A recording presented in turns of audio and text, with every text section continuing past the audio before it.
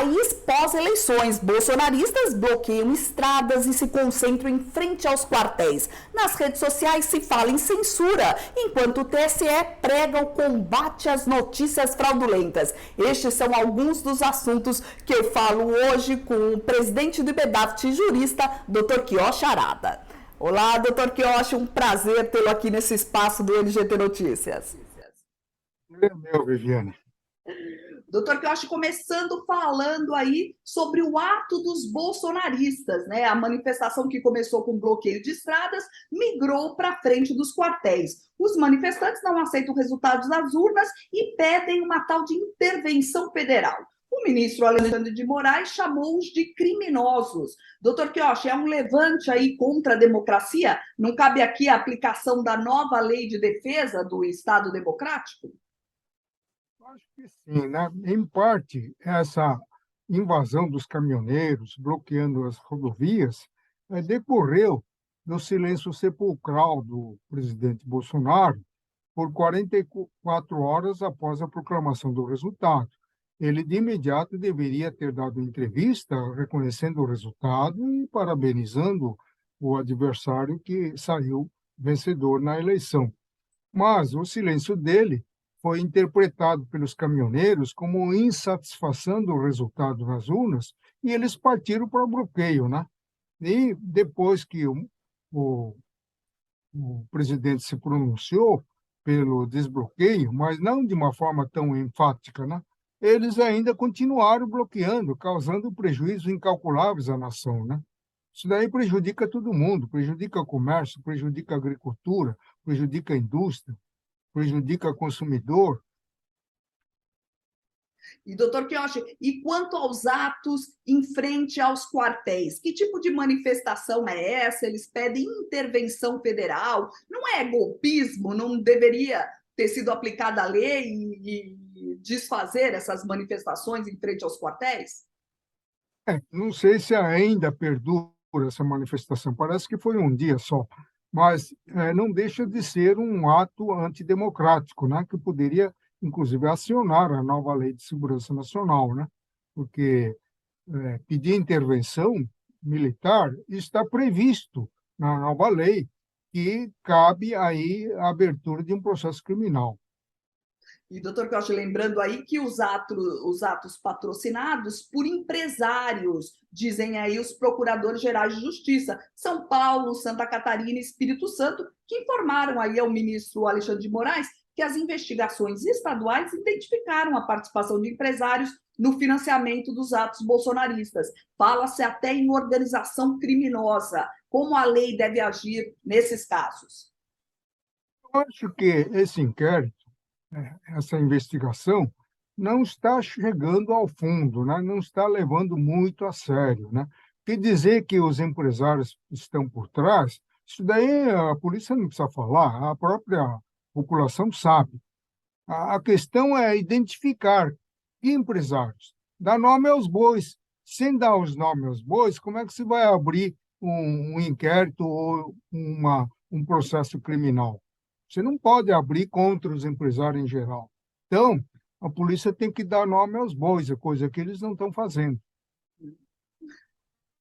Passar para outro assunto agora, desconfiança das urnas eletrônicas, né? Assim que as Forças Armadas entregaram o relatório das eleições para o TSE, o site do tribunal se adiantou a publicar o título Relatório das Forças Armadas confirma a segurança nas urnas, que era para encerrar logo o assunto. Mas, a exemplo do que aconteceu lá nos Estados Unidos, aqui também Bolsonaro parece seguir a estratégia de Trump, que alega até hoje, 2 anos depois, que houve fraude nas eleições americanas, né? Esses dias apareceu um influencer argentino colocando dúvidas sobre as urnas brasileiras e quem falou sobre esse vídeo teve as contas nas redes sociais excluídas, entre eles parlamentares. Falou-se em censura, doutor Quioche, lembrando a fala da ministra Carmen Lúcia, né, que se mostrou preocupada com a volta da censura e logo em seguida votou para derrubar as contas nas redes sociais. Doutor Quioche, existe um conflito aí entre o que é liberdade de expressão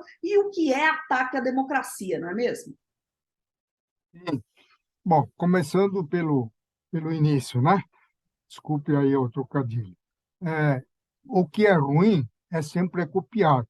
Então, isso que está acontecendo no Brasil, manifestação, bloqueio das ruas, invasão dos quartéis pedindo intervenção, é a repetição do Capitólio, que aconteceu lá nos Estados Unidos em dimensão menor.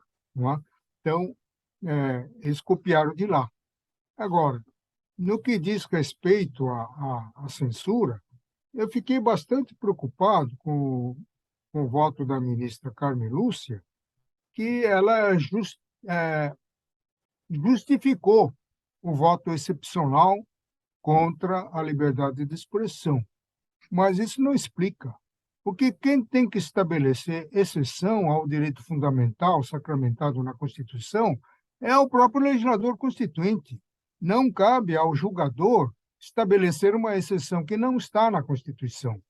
Então, a partir do instante que o ministro do Supremo reconhece a liberdade de expressão que está no artigo 5º, mas que excepcionalmente, tendo em vista a conjuntura, tal, deixa de aplicar esse preceito fundamental, eu acho que aí está abrindo uma brecha e tira o sono de muita gente. Não há mais segurança jurídica se você começa a abrir exceções que o legislador constituinte não previu. Então, eu vejo com muita preocupação o voto dela, que apesar de cautelosa, dizendo que era um voto apenas em sede de liminar e que mais tarde o relator, chegando à conclusão de que houve violação do direito fundamental de expressão da liberdade, ele poderá rever, dando a impressão que ela acompanharia esse novo voto. Só que, depois de passadas as eleições, não adianta, né? Doutor Gauch, falando agora sobre a atuação da Polícia Rodoviária Federal, que realmente teve uma atuação aí questionada pelo Tribunal Superior Eleitoral no dia da eleição, a fiscalização do transporte dos eleitores, né, levou o presidente do TSE a chamar o diretor-geral da PFR para dar esclarecimentos sobre a ação. E um dia depois, a mesma PRF recebeu críticas por não agir para conter aí os bloqueios nas rodovias. Vimos até um episódio de um agente da PRF admitindo que estava aí prevaricando ao não expulsar os manifestantes das estradas. Doutor Quioche, quais são as implicações legais quanto ao desempenho da PRF diante dos bloqueios nas estradas? Em primeiro lugar, como eu disse antes, a omissão causa o quê? O ativismo judicial do Supremo Tribunal Federal. E, nesse caso, o Supremo teve que intervir por causa da omissão da Polícia Federal e do próprio governo. Eu acho que aí tem que apurar a responsabilidade da autoridade competente para prevenir o bloqueio, abrindo um processo criminal por prevaricação, né? Perfeito. E isso ficaria a cargo de quem? O diretor-geral da Polícia Federal? E aí dependeria da representação do Ministério Público. Agora, como o Ministério Público não agiu, o Supremo mandou instaurar o inquérito, né? Então, esse inquérito, uma vez concluído, terá que dar vista ao Procurador-Geral da República, que vai oferecer ou não a denúncia, né? Agora, se ele não oferecer denúncia, o que vai acontecer? Vai mandar para o Colégio de Procuradores para fazer as vezes do Procurador-Geral? Isso é uma matéria que ainda não tem precedente.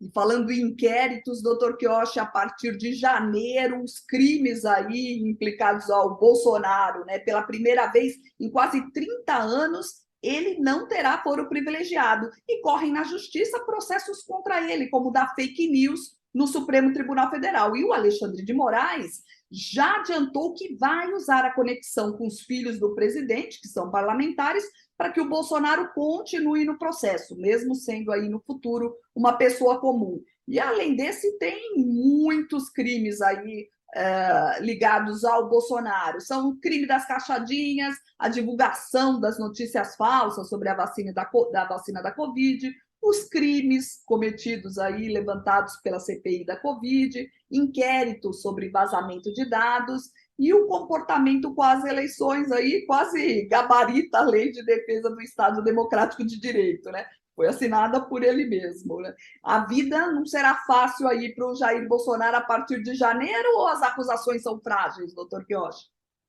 Bom, em primeiro lugar, essa decisão do ministro Alexandre de Moraes, a quem eu respeito, está equivocado. E o Bolsonaro, a partir de janeiro de 2023, ele deixa de ser autoridade. Então, ele perde o foro privilegiado. Então, o inquérito, eventual inquérito em andamento, tem que ser remetido à Justiça Comum, à primeira instância, como aconteceu com Michel Temer, entendeu? Então, ele acabou o mandato, foi para a Justiça Federal lá do Rio de Janeiro. Duas denúncias sucessivamente arquivadas, por falta de fundamento. Então, isso que tem que acontecer. Não é? E, doutor Quiochi, quanto aos outros crimes aí implicados aí ao Bolsonaro, são acusações frágeis? Como a gente viu a CPI da Covid, o Aras já pedindo o arquivamento de todos os crimes identificados pela CPI da Covid. As outras acusações são frágeis ou podem aí levantar aí um desdobramento preocupante aí para o Bolsonaro? A maioria das acusações, Vivi, peca pela falta de tipificação da conduta do acusado. Você dizer que, por exemplo, acusado de genocídio, onde que está o fundamento legal para acusar de genocídio? Genocídio aconteceu na Alemanha, não é? Porque morreu alguns índios, então é genocídio, né? Então, são acusações que não têm fundamento, não têm lastro jurídico, porque não aponta o dispositivo legal infringido, não é? Então, aquele relatório da comissão lá do Senado, da CPI, do Covid, não vai dar em nada. E quanto ao vazamento de dados, que ele acabou, era um processo sigiloso, que ele acabou revelando os dados sobre as urnas eletrônicas numa live de quinta-feira no Palácio do Planalto, também são acusações frágeis, também, doutor Quiochi? Então, aí acho que não, né? Aí acho que não, acho que ele vai ter que responder por essa infração, né? E, doutor Costa, lembrando aí que o presidente implicado no crime das fake news e sendo acusado, sendo investigado aí pelo Supremo, acusado num processo no Supremo Tribunal Federal, é mais ou menos o caso dos empresários bolsonaristas também, né? Que foram implicados também no processo das fake news. E são pessoas comuns. Exato. Só que os empresários já não se trata apenas de fake news, trata-se de um atentado ao Estado Democrático de Direito, né? Então, como já repeti, cabe a aplicação da nova Lei de Segurança Nacional, né? Agora, a fake news está mudando de nome, né? Porque a Jovem Pan veiculou fatos verídicos ligados à figura do ex-presidente, como o Petrolão, que ninguém nega, Mensalão, ninguém nega, ex-condenado também ninguém nega, esses são fatos verídicos. Então, agora não é mais fake news, é desinformação, entendeu? Desinformação, notícias fraudulentas. E a Jovem Pan realmente reclamando aí muito de censura, é aquilo que a gente fala, né? Ficou aí uma linha muito tênue entre notícias fraudulentas, as fake news e combate à desinformação e à censura, não é, doutor Piocha? Dentes de intelectuais, de deputados, senadores contra a censura da Jovem Pan, não foi ao ar, né?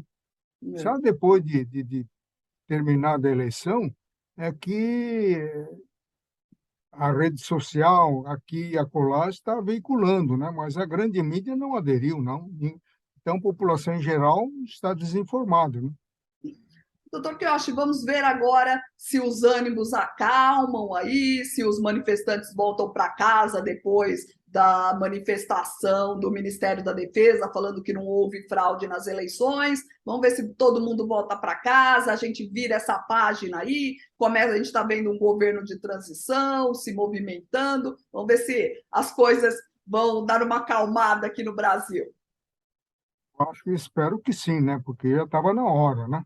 Já passaram-se 10 dias das eleições, e com esse relatório do Ministério da Defesa e também respaldado pelo relatório da OAB Nacional, eu acho que tem que botar um ponto final nessa discussão, né? Não há mais como contestar a legitimidade do resultado das urnas. Pois é. E vamos trabalhar aí por um Brasil melhor e, é claro, sempre fiscalizar. Só que o presidente Lula vai encontrar uma dificuldade terrível na área financeira, né? Uma dificuldade que ele próprio cavou ao prometer nas campanhas a prorrogação do Auxílio Brasil de 600 mil. Estão falando em PEC. A minha mídia anda falando que a PEC resolve. A PEC não resolve coisa nenhuma. PEC retira o obstáculo constitucional para gastar acima, mas não produz receita por si próprio. Então, essa receita, ou ela vem de tributos, que não pode mais, que não dá mais tempo para aprovar este ano, princípio da anterioridade, ou vem do IOF, que não precisa de lei, por decreto, cometendo desvio de finalidade, porque o IOF é para regular o mercado, não é para arrecadar dinheiro. Mas todo governo faz isso. Ou despesas decorrente de crédito decorrente de endividamento, operações de crédito, que também tem um limite constitucional. Você não pode fazer operações de crédito em montante superior à verba prevista para despesas de investimento. Então, o Lula está numa dificuldade terrível do ponto de vista jurídico constitucional para pegar o dinheiro para continuar pagando R$ 600 por mês. Doutor Kioshi, esse é um assunto que a gente vai discutir realmente em outro programa com mais calma, porque, como o senhor falou, né, tivemos aí o atropelo à Constituição com a PEC, a PEC Kamikaze, né, antes das eleições, e agora vamos começar o ano aí com mais um atropelo com essa PEC dos benefícios aí de mais de 200 bilhões que o Lula quer aprovar. Realmente vai ser um ano fiscal complicado. 23 vai ser difícil. Agora, em 24, até lá, ele pode aprovar a reforma tributária no nível ordinário, tributar os dividendos, acabar com dedução dos juros capital próprio, isso daí vai dar bilhões, né? Perfeito, doutor Kioshi. Queria muito agradecer sua presença aqui no NGT Notícias. Então, esse foi o jurista Dr. Kioshi Arada, presidente do IBEDAPT, falando aqui no NGT Notícias de hoje. Muito obrigada pela sua companhia e eu te aguardo na próxima edição. Até mais.